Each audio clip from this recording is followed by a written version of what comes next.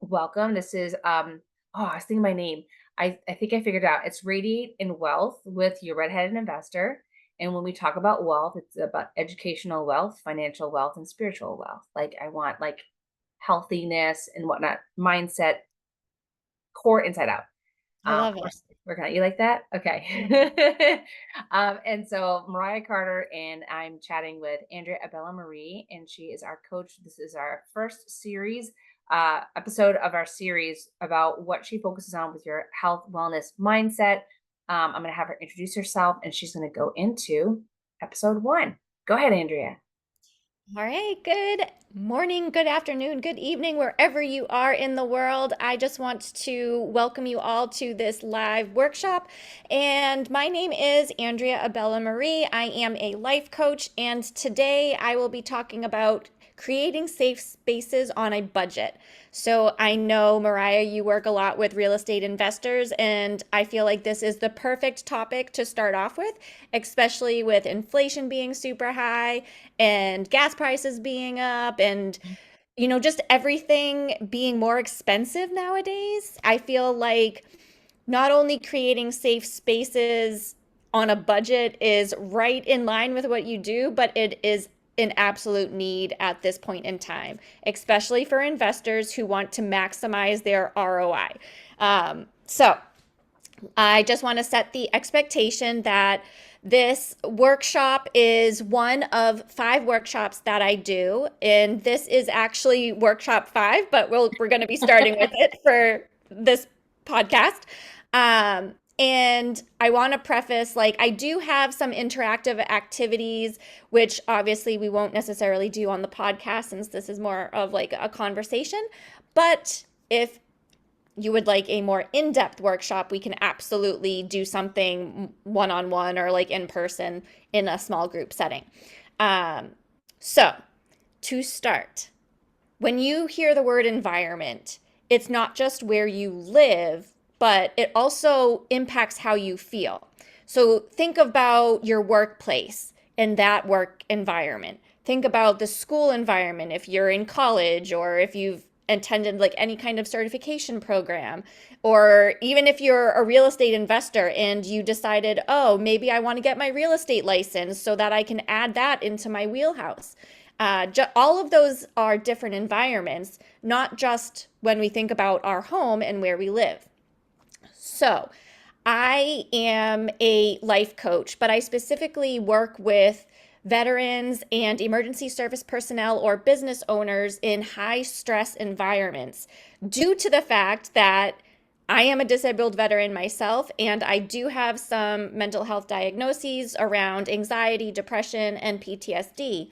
So, environments are crucial, especially when you are trying to design a place and you're working with individuals that I just mentioned. And having that understanding of the psychology of an environment will just make you a better real estate investor, or interior designer, or whatever you like to call yourself. So I say that because we want to redesign spaces that can calm the nervous system. So when you look inside your space, it automatically signals your brain safety, like a sense of peace or calm. And the way you go about it is by creating conditions that are for growth, ease, or resilience. So you don't need a huge budget if you're super intentional about what you're doing and how you're designing a space. Um, so as I mentioned, this is workshop 1 that we are working on.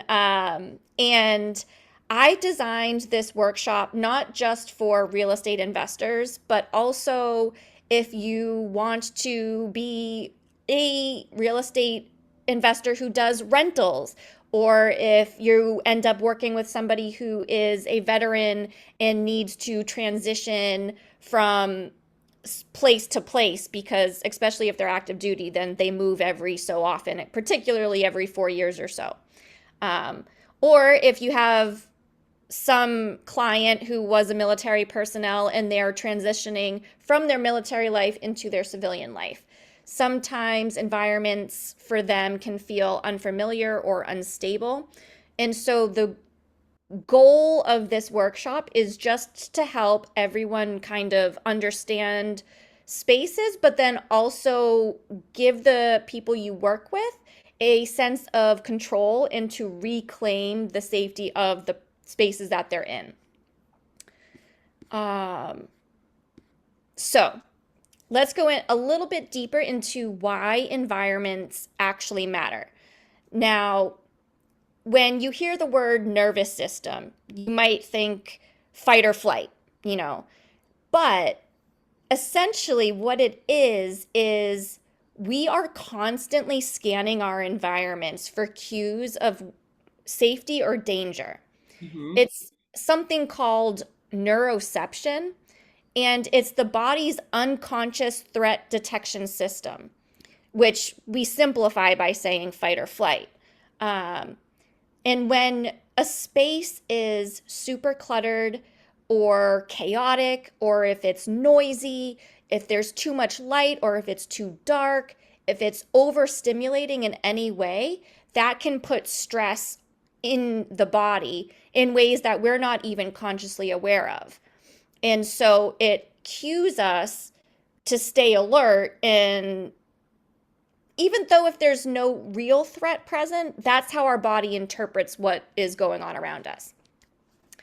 So if we redesign our space and we create small intentional changes, whether that's through lighting, scents, different textures, sounds, or just regular order and structure, you can shift from a high stress environment to a very well grounded or calmer environment. That so you essentially go from a high stress environment to a calm and safe environment. I'll Or add, I'm going to add their paint colors. So, like for my husband's office, because he's a military vet, we choose a dark green color, white trim, granted. So there is some, and there's a window. But if he could be, because he has light sensitivity because of the desert, he was in the desert, right? So there's that. But also, he likes the calmness of the dark. He just likes it. He prefers it. I want bright. My walls are very bright. I don't have trauma. So I'm like, hey, bring it all in. And I'm okay with like a TV on being in the background. For him, it would make him crazy. So he puts like classical music on. it's interesting you bring that up because I was also in the desert and I do have trauma. However, I prefer blues. Huh. So I want my colors to be like light, like my background is like a cream color. Yeah. Because for me, I want to be able to see. I want my spaces bright.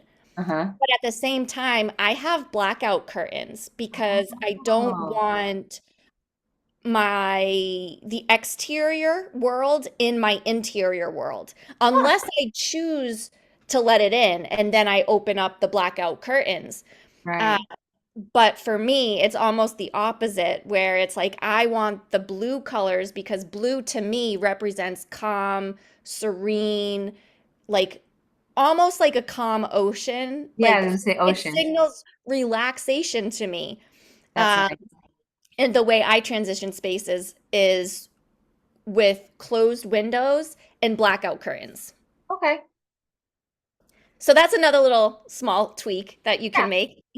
I like that. But yeah, that was great because it matters, It does even down to matter. the paint colors that we choose. Mhm.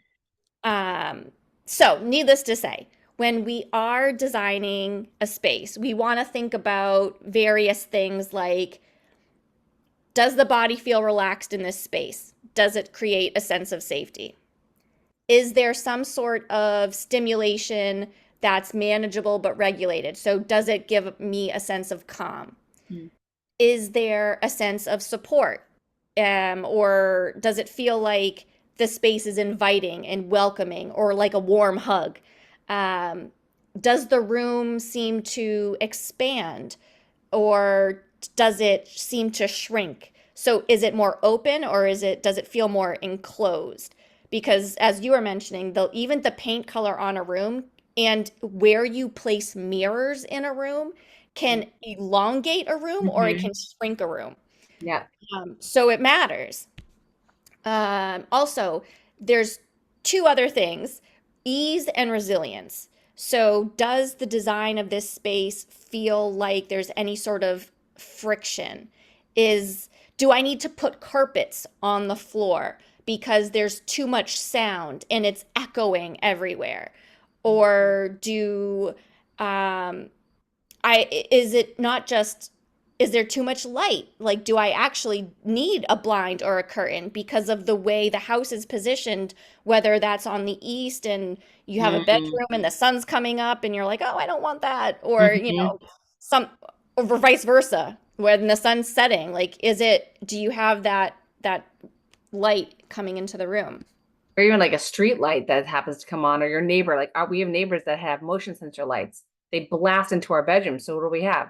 Room darkening shades that my husband pulls up real tight. So like we don't get bothered by their lights.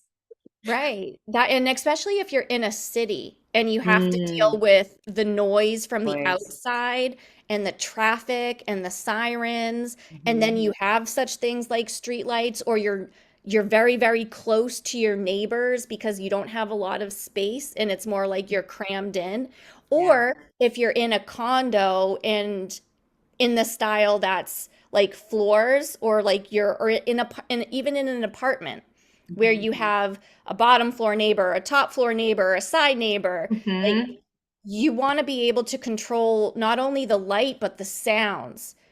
So even if it's something like buying foam panels to muffle the noise of your Yeah. neighbors, just something simple to insulate the walls a little bit better, you Yeah. know, Yeah. anything that might be able to help. Um, so I'm not necessarily talking like super luxury items. This is really just trying to make small tweaks so that we make people that we work with and our clients to just feel safer and calmer and more relaxed. And that will create a space that they will talk about for years because their home actually feels like home. Or their workspace is more of a welcoming space, and they're like, oh, I actually don't mind going to work because I like my desk. You know what I Hmm. mean? Or they Hmm. like their office. Um, I say it is like, oh, the energy or like the vibe. Like, I like this. So Hmm. those are some of the words that we might hear.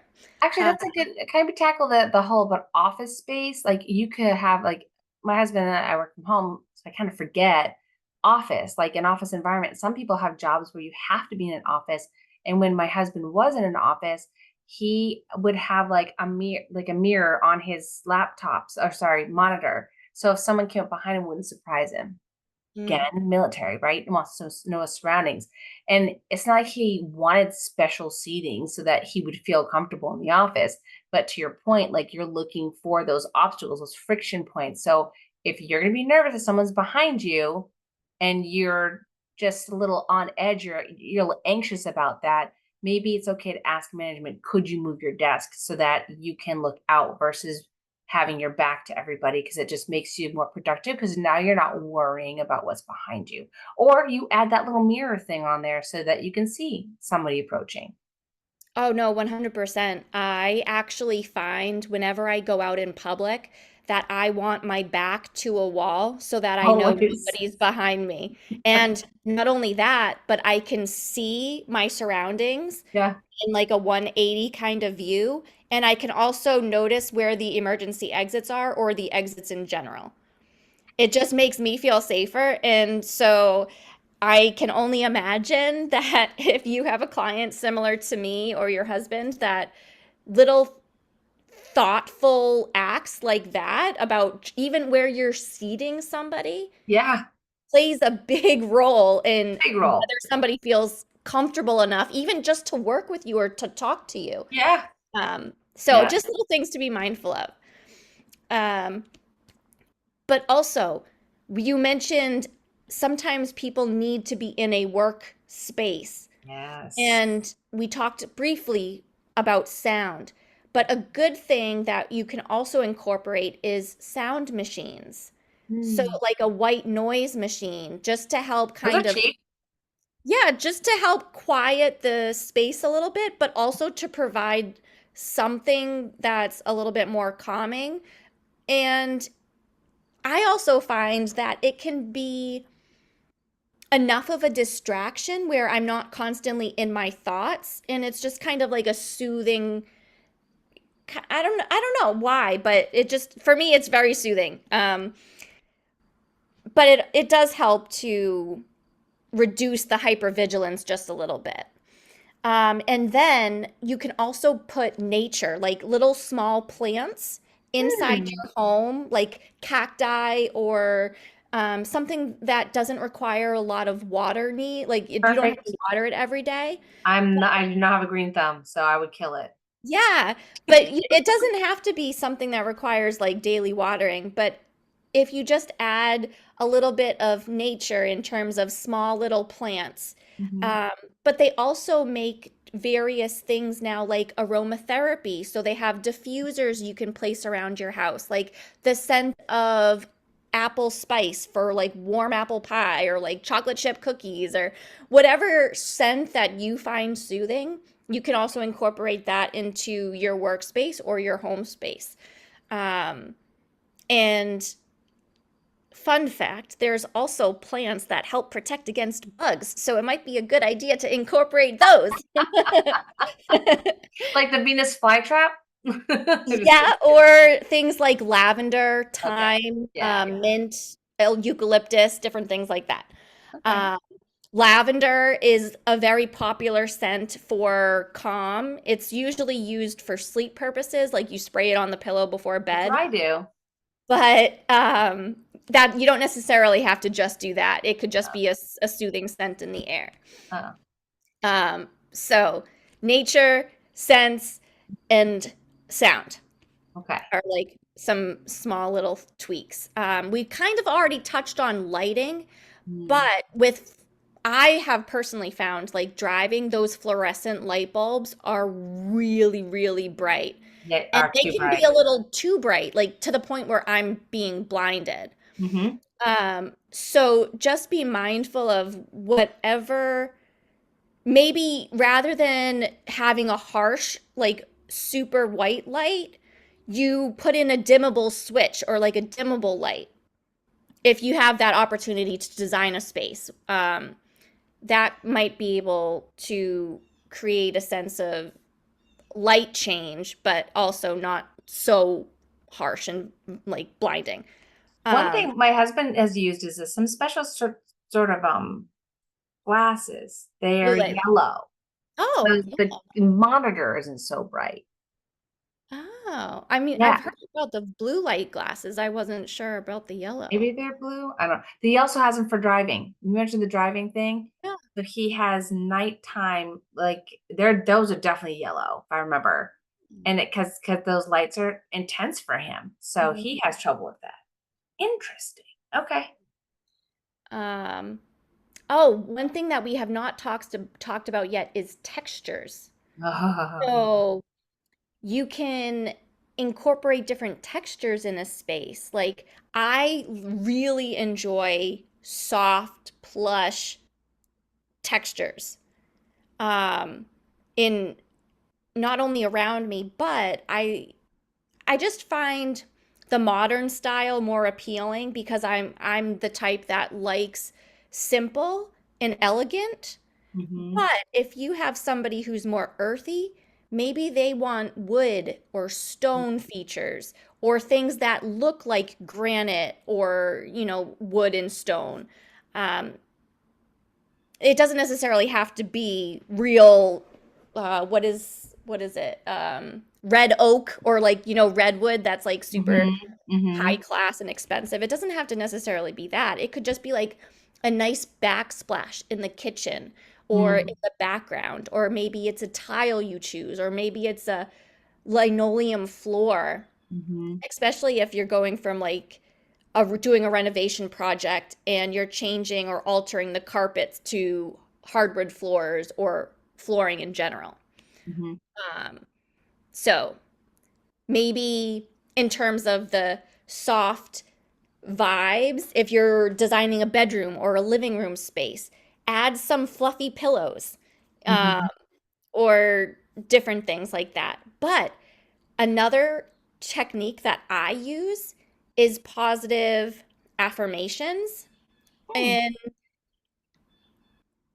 I'm not suggesting everyone go out and do this, but they have little window decals Hmm. that you can put on like mirrors. Oh, And yeah. mine personally says like manifest that shit, but I'm not suggesting anybody swear. It's just something that I personally use. And so different things like that to kind of spruce up the environment and make it feel lighter. Yeah. And so, like behind me, I know you can't see it, but it says live, love, laugh. So, Hmm. different small sayings like that can be super helpful when you're designing the interior of a space as well. I was actually going to write on my mirror today. Today's going to be a good day. Yes. Every day I see that in my Mm-hmm. bathroom. But I don't know if my husband wants to see it. He'll be like, "Oh, what? Why do you have to do that on the mirror?" I'll be like, "No, because I want you to know today's going to be a good day." Well, the thing with that is, even if it gets to the point where we've seen it so much we no longer are actively reading it, Right. it's still unconsciously being absorbed through our senses. So we're still receiving that message, even if we're not actively looking at it Mhm. or actively reading it. And that's why those subtle messages around the house create such a significant impact, even though we may not notice it, Yep, because it's on the unconscious level. that makes sense. Um, so I know we've talked briefly about clutter, but I just wanted to reiterate that if we are super cluttered like me, I tend to Oh, be super cluttered. I showed Uh, you my desk. Mm-mm. I can't show you my house because it's such a disaster. But the it unconsciously signals that we have unfinished business. And so Yes. if you clear out your surface, it's sending the message that nothing needs to be done right now and you can relax. Or there's no problem to be solved. But if you're like me and you have stacks of papers and books and everything all over your place, that Mhm. there's always something left There's to be done. always something to do. uh, Needless to say, uh, we talked about different rooms in the house. So, and, we briefly mentioned the living room, the bedroom, the kitchen, work environments. Um, so I don't feel like we have to go too much more into that. Um, but I did just want to kind of reiterate that bedrooms are more of a place where you would prioritize blackout curtains or things like Hmm. an eye mask, Yep, um, have those too. or a warmer light source so it's not so Mhm. bright. Yep. Um, and this is also more of a place where you would find your sense, where we utilize the kitchen a lot, right? We're cooking, we eat if there's no separate dining room in the kitchen. So the kitchen is pretty chaotic. Yes. Um, and so this is more of a space where you want to do subtle, small tweaks, like the plant, or have like, I don't want to say a rug because that would be very messy in trying to clean it. But this is where you would do different textures that we talked about, or like different, like maybe linoleum floors because they're easier to clean than hardwood floors. Um, Design considerations. But I would also, if you tend to be the type who really likes morning tea or morning coffee or Yes. morning yoga or morning journaling or any kind of like, if you have a morning ritual, designing a space in the kitchen whether that's like a breakfast nook, a coffee nook place, or just a small seat by the window where you can look outside on a nice day and open your book and read for 5 minutes or journal for 5 minutes, that is probably a really good idea as well. Um, Not every space has that opportunity or potential, but it's just something to keep in mind. One thing I'll add in the kitchen is an anti-fatigue like mat by the sink if you're going to be standing there Mm. doing dishes. Because I do some mindlessness or I think about things when I'm doing dishes. Like, is that a good spot to just like stand there doing your chore, but you can be thinking about solving the world by washing dishes? I don't know. And you Yeah, get comfortable on the mat. you're right. Um, Similar to like ergonomic styles of design furniture where Oh, you're yeah. seated with your back supported or your neck supported, sit like the design of like bed pillows Mm, or if you're in a workspace, even like they make certain mouse pads or like yeah. walking desks, different things like that. Yep. Um, but the other thing is, if you have a window right in front of your Yeah. kitchen sink, Yeah. you can space out doing your dishes and look out the window. Yeah. Uh, I wouldn't recommend doing that like with utensils per se. Um, Oh, Not like a in knife? particular, Yeah. but it is like a mindful therapeutic activity, or Yeah. it can be if the space is designed properly. Okay. Okay. Good to know. Um, so I know we've done a lot of background talk and we've thrown out some suggestions, but here's Mhm. some practical, like real tools. A warm LED light bulb can be just one, like $5 to $10.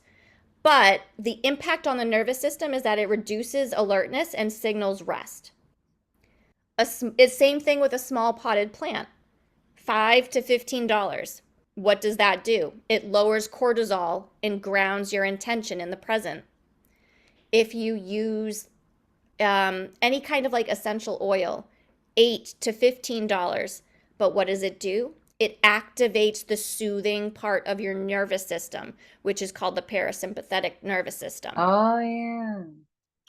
So it relaxes the stress and raises the relaxation part of your system. If you have a small fan versus a white noise machine, or Mhm. might even be able to download a free white noise app to your phone. I And have heard of that. if you have things like Alexa or anything like that, you can connect it, and that's free. Or if you buy a small fan, maybe $20. But what that does is it masks the startling noises, so it automatically creates a sense of safety. Um, just simply organizing your space, that's free to do. But what it does is it subconsciously and cognitively reduces the cognitive load, and therefore it eases our anxiety. I mentioned I really like soft things. So if you put a soft throw blanket either on Yeah. the end of a bed or on a couch, which is what I Right do, I there. have Get both. mine. Like right It's there. like, it may cost you $10 to $25, but what it does is it makes you feel tactile comfort, which is like the physical touch. Really? Um, and so it can also create a pressure, and Mhm. that can be calming, especially if you have some sort of kinesthetic or like physical kind of reaction to things. If Hmm. you find like a weighted blanket Yeah, almost, I have one of those. Yeah, it just creates a sense of safety and calmness because it totally does. feels like a hug. We mentioned blackout curtains or a sleep mask. Maybe the blackout curtains are like $30, but a sleep mask might only cost you 10. Hmm. And what that does is it helps with the lighting and then it improves sleep regulation. And the very last thing I wanted to talk about is the small mirror. You mentioned so you could see behind you. Mm-hmm. But in this case, you can also use it on walls to extend a space. So it might Oh yeah. cost you $10 to $20, but what it does is it alleviates the feeling of confinement. And so it reduces the feelings of being trapped, Yeah. and it can ease claustrophobia because it makes the room seem longer. Yeah. Um, so it creates a sense of space. So that if you had a small office, say, or maybe a small bedroom, you could do, although I just would not want it in the bedroom where I'd see myself naked in that glass wall. I would, no, Right. no, no. Office, okay. I do not want to see me walk around my ass naked at all times. I no, hard no. No, I don't blame you on that one. We have to be mindful of where we put the mirrors. Like, because if you walk around, you're gonna like say my window's here, right over there, right, and then I got my mirror over there. Neighbors are seeing everything. Like, Right. that. Yes. Angles Angles, matter. yeah. And the goal is to maximize the use of our space. Hmm. Not so that we can fit more stuff in it, but it's so that it flows. And I don't want to say feng shui our space, but in a way, that's kind of what it's in alignment with feng shui and what we're trying to do. Makes sense. So I know we've been talking for a little while, and I want to take a breather and sort of throw this out there for food for thought. I would like to challenge all of the listeners. If you had $100, how would you make your space feel safer? Safer. Mm-hmm. Okay. I invite everyone to either think about it, write a list, or maybe draw a rough sketch. Um, but if I wanted to say that the act of writing activates ownership. So when we write something down, it signals to our brain that we're taking ownership of whatever we're working on, because it's similar to goal setting, Mhm, where it's like, oh, here's something that I would like to work on. mhm, And then it routes your brain, or it tells your brain, like, I need to think of things to do to make this a reality. mhm. So I would like to invite everyone to intentionally design a space, um, whether it's actually $100, or if you have a bigger budget in mind. Uh, but it can be just one room, and or it could be something small, like just the corner of a room, or it could be your desk at work, your workspace. Um, the this challenge is not about perfection. It's literally just to get your wheels and gears turning, and to think about how you can intentionally design a space to calm the nervous system and to make you feel safer. So I have a question for you regarding the definition of safe. Yeah. And how is it if someone doesn't exactly know what it is? Like, not to be rude to my husband, but he's not very good at identifying when he's feeling anxious. I have to tell him. And it's just because I know him so well after 10 years. So, like, in the same realm of, is it something that, like, the weighted blanket, will that, like, can someone kind of do a process of elimination of, like, is it lighting? Is it the room darkening? Is it a blanket that's like a weight blanket or a very super soft? Like, maybe someone can just make it a test for themselves of the next 2 weeks, kind of figure that out. And then they can design their space. Would you suggest that that is something? Or can they just think about what are some of the things that actually make me feel safe that I already know? Hmm. No, that you bring up a good point. And it is sometimes a matter of trial and error. So, like, Mm. you walk into a space, and I would suggest walking into a room and saying, how does this room make me feel? Mm.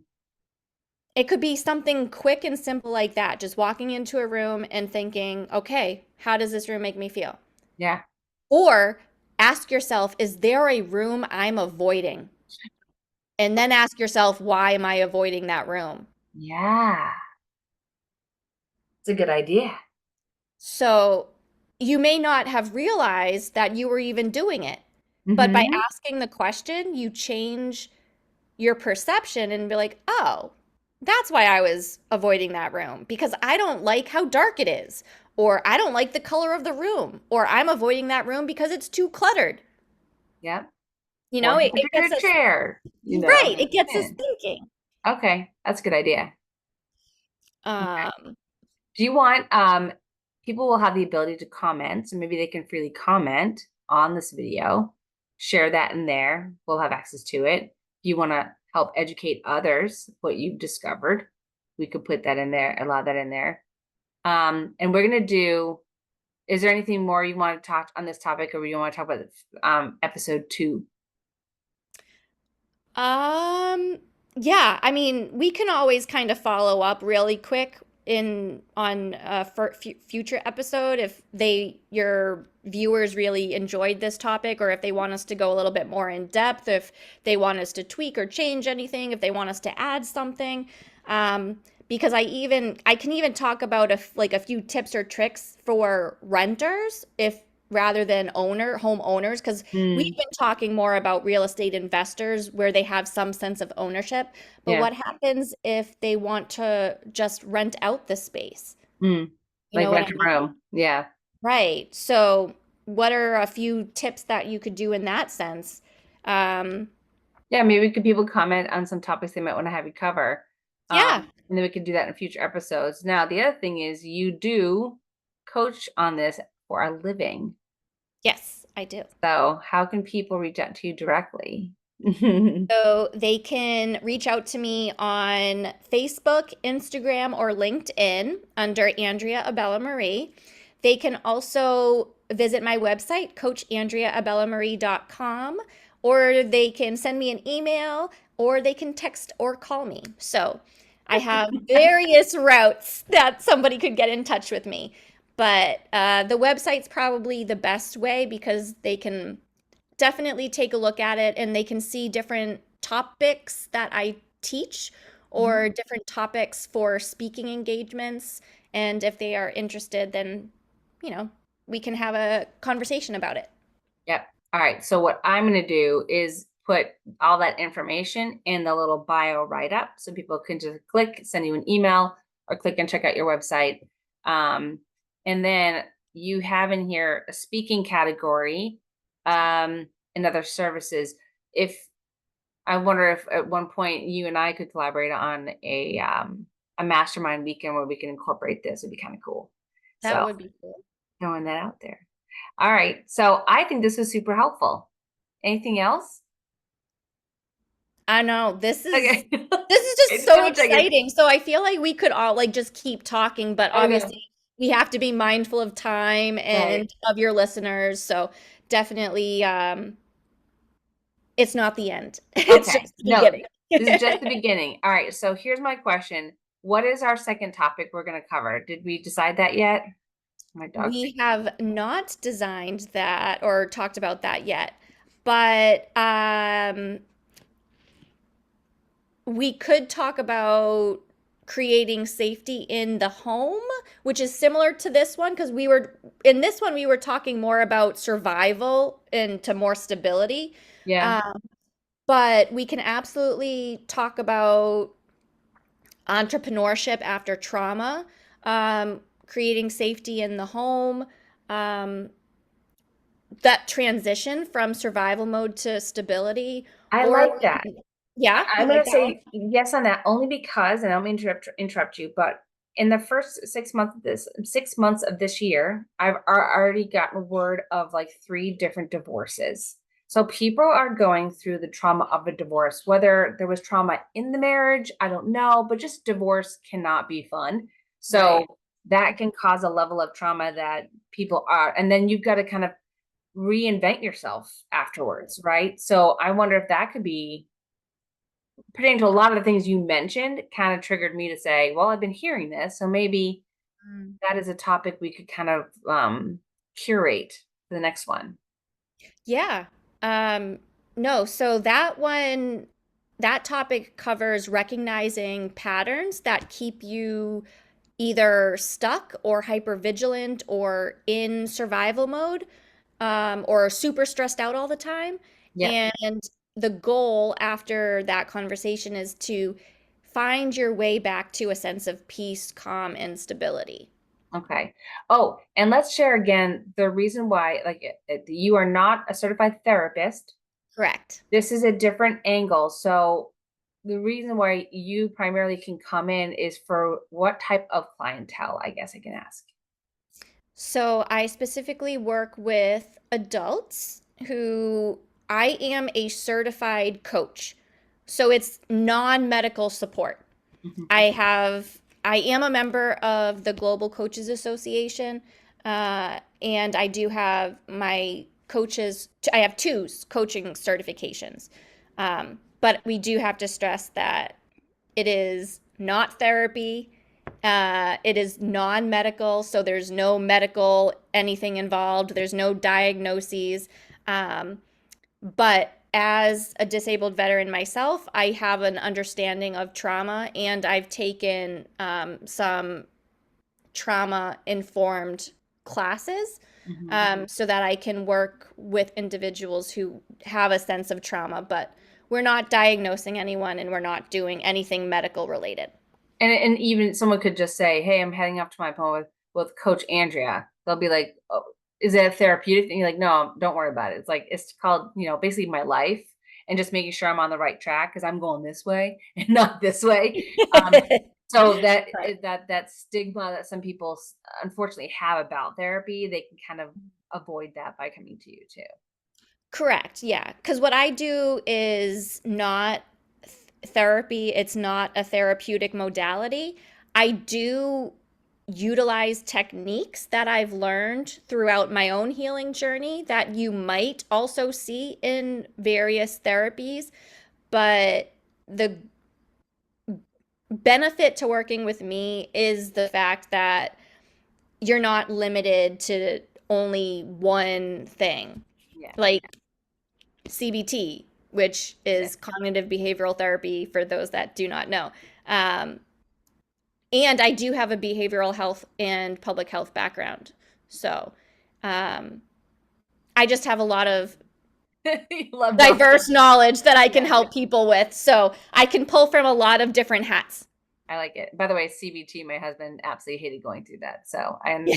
I understand what he went through, and I'm like, oh, I wouldn't want to go through it either.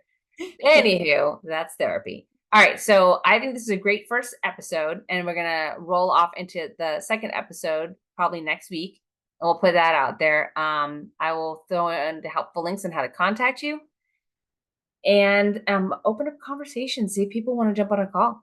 That'd be great. Mhm. Yeah, Awesome, I'm always happy to have a conversation. So reach cool. out. Thanks, Andrea, Coach Andrea. Yes, thank you so much, Mariah. I'm so glad to be here. You're awesome.